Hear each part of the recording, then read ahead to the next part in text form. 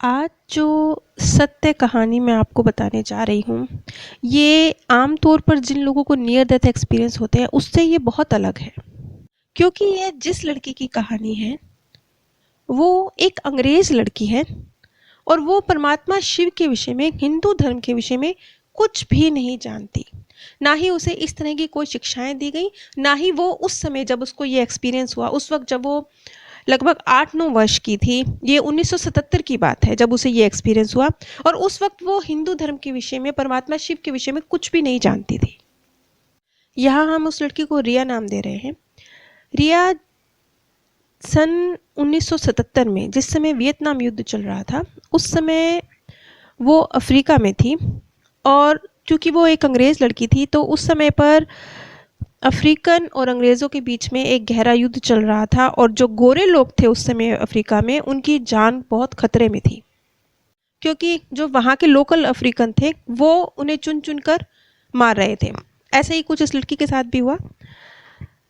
कुल मिला के परिस्थितियाँ ये थी, ये 1977 की बात है, जब ये लड़की, इसके माता-पिता कोई इसके साथ नहीं थे, ये अकेली थी, घायल अवस्था में थी, बुरी हालत में थी, ना उसे कोई सहारा देने वाला था, ना माता-पिता का संरक्षण था। ऐसी अवस्था में वो अफ्रीका में फंसी हुई थी।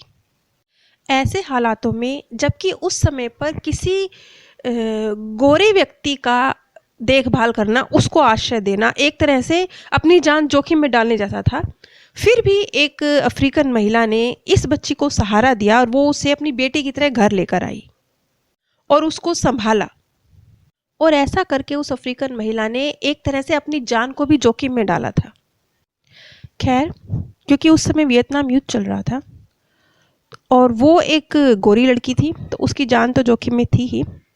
एक दिन इसी तरह से जब वो खेल रही थी, तब वो एक सैनिक की गोली का शिकार हो गई। वो बच्ची रिया, गोली उसके सिर को छूते हुए निकली थी और वो पहला वक्त था जब उसने नियर डेथ एक्सपीरियंस प्राप्त किया।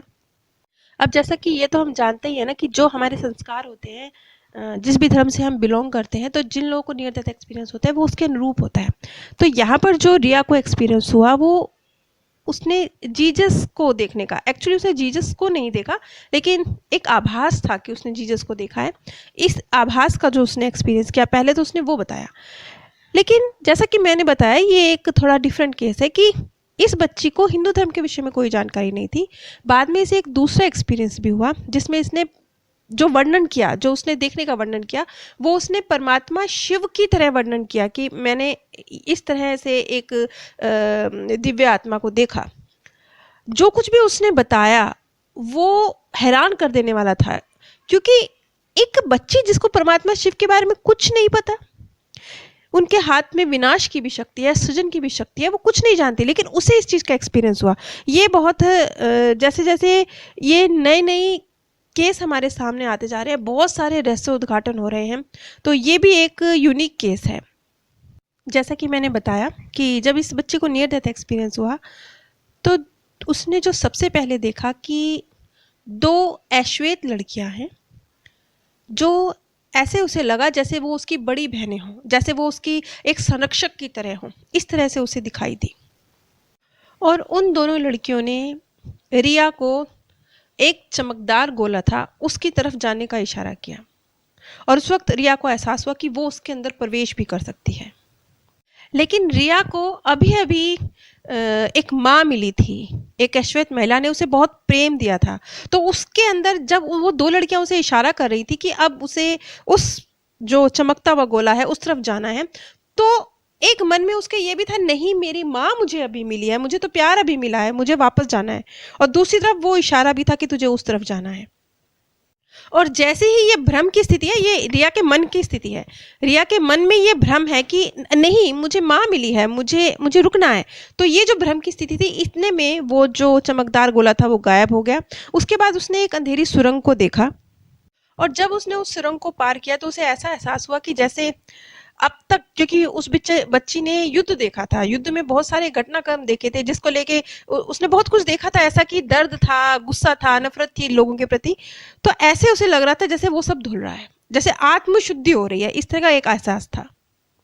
उस सुरंग को पार करके उसने अपने आप को एक सुंदर, बहुत सुंदर, खूबसूरत खेत जहाँ फूल थे, इस तरह के एक स्थान पर उसने अपने आप को देखा और वहीं उसकी एक व्यक्ति से, एक दिव्य आत्मा से मुलाकात हुई।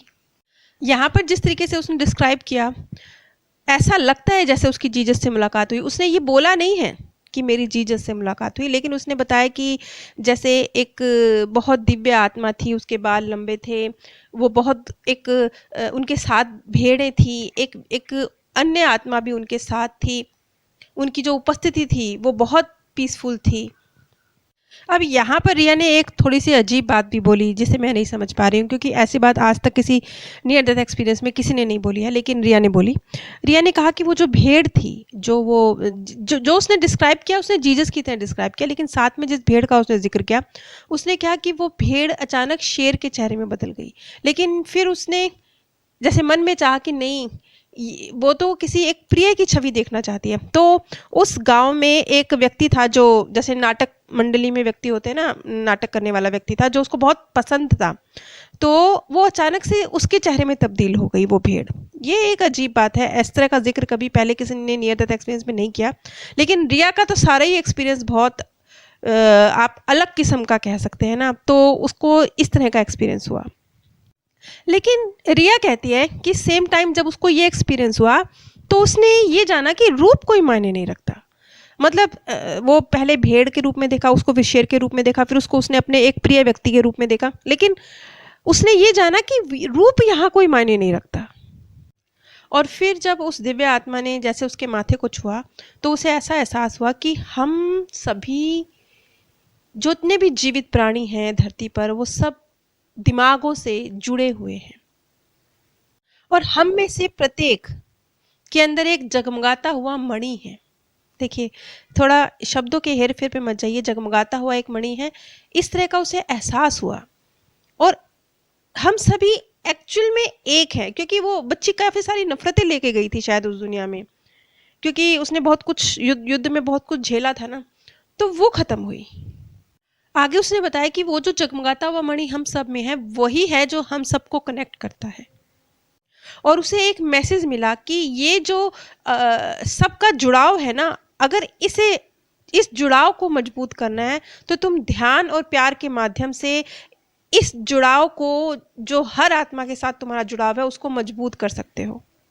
ये सब वो मैसेज हैं जो मृत्यु के बाद की दुनिया से रिया लेकर लौटी है। रिया का एक्सपीरियंस यहीं ख़त्म होता है। उसके बाद उसने अपने आप को अपने उस शरीर में वापस पाया जिससे बाहर का एक्सपीरियंस उसने किया था, और उसने देखा कि उसकी अफ्रीकी माँ उसे उसकी देखभाल कर रही है, उसका जो खून बह रहा है उसे रोकने की कोशिश कर रही है और वो रो रही है। देखिए यहाँ पर देखिए, एक्चुअली में वो अफ्रीकी माँ रिया की क्या है, वो उसकी बायोलॉजिकल मदर तो नहीं है ना, बल्कि वो अपनी जान को जोखिम में डाल के रिया को संभाल रही थी। ऐसी परिस्थितियां थी उस समय वहाँ पर। इसके बावजूद उसका इतना गहरा अटैचमेंट था उस बच्ची से कि वो उस बच्ची को जिंदा देखना चाहती थी, उसे स्वस्थ देखना चाहती थी, जबकि उस बच्ची की वजह से उसकी जान को भी जोखिम आ सकता था कि वो एक गोरी बच्ची को बचा रही है। और शायद यही एक जो गहरा कनेक्शन था ना इन दोनों आत्माओं के बीच का, कार्मिक कनेक्शन है, एक स्ट्रॉन्ग प्यार वाला कनेक्शन, यही तो है जो रिया को वापस लेकर आया है उस मृत्यु के बाद की दुनिया से। ये रिया का पहला एक्सपीरियंस है। इसके बाद रिया को एक दूसरा एक्सपीरियंस भी हुआ, जिसमें अब यहाँ पर रिया ने जो डिस्क्राइब किया है, वो उसने जो बताया है, जीसस नहीं कहा, लेकिन वो जो कुछ बता रही है वो जीसस की तरह है। लेकिन अगले एक्सपीरियंस जो उसको दूसरा नियर डेथ एक्सपीरियंस हुआ, क्योंकि ये वक्त ही वही था, वियतनाम युद्ध का वक्त था, तो हालात बहुत ख़राब थे उस समय पे, और गोरे लोगों के लिए तो बहुत ही ज़्यादा ख़राब थे। तो उस समय जो उसने एक्सपीरियंस किया परमात्मा शिव का, उसको मैं अगली कड़ी में बताऊंगी। और वो एक्सपीरियंस कई मामलों में बहुत महत्वपूर्ण है। इसलिए महत्वपूर्ण है क्योंकि जीसस का एक्सपीरियंस अगर रिया को होता है तो वो थोड़ा स्वाभाविक है, क्योंकि वो क्रिश्चियन धर्म से ताल्लुक रखती है। लेकिन अगर उसे परमात्मा शिव का एक्सपीरियंस हुआ, ये स्वाभाविक नहीं है, क्योंकि वो हिंदू धर्म के विषय में कुछ भी नहीं जानती थी जब उसे ये एक्सपीरियंस हुआ। अगर आप किसी प्रियजन के चले जाने से दुखी हैं और मेरे द्वारा काउंसलिंग चाहते हैं, या फिर आप शोक सभा में जैसे चौथा, 13वीं या बरसी पर मेरे द्वारा शांति संदेश चाहते हैं, तो आप स्क्रीन पर दिए गए व्हाट्सएप नंबर पर संपर्क कर सकते हैं। लेकिन मेरा आप सभी से निवेदन है, कृपया फ़ोन ना करें। और व्हाट्सएप पर भी सिर्फ जो ज़रूरी मैसेज हैं वही करें, अननेसेसरी मैसेज ना भेजें। आप सभी पर परमात्म सौंदर्य, प्रेम और आनंद सदैव बरसता रहे। आप सभी दिव्य परम धाम में स्थान प्राप्त करें।